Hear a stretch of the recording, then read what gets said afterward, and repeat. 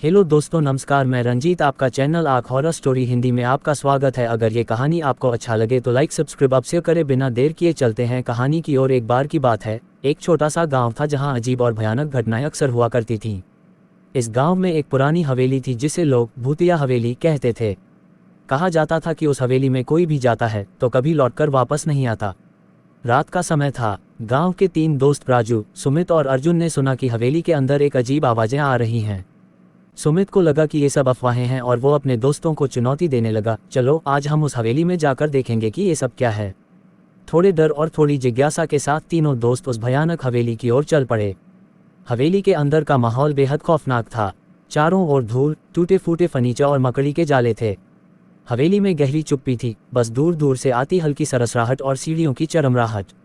अचानक हवेली के दरवाजे अपने आप बंद हो गए। तीनों दोस्त बुरी तरह से डर गए, लेकिन उन्होंने एक दूसरे का हाथ पकड़कर आगे बढ़ने का फैसला किया।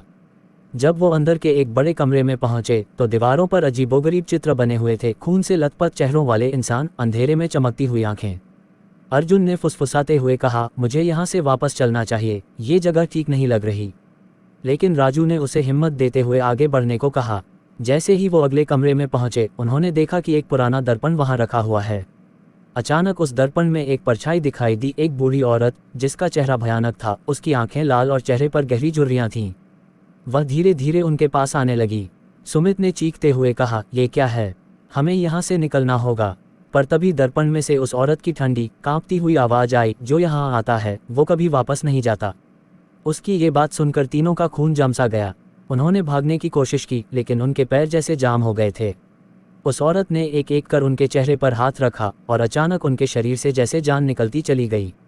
सुबह होने पर गांव वाले जब हवेली के पास से गुजरे तो उन्हें अंदर से 3 दोस्तों की धीमी धीमी चीखें सुनाई दीं।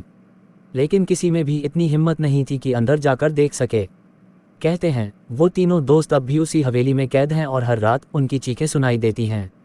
कोई भी जो उस हवेली के पास जाता है उसे उनके साए महसूस होते हैं।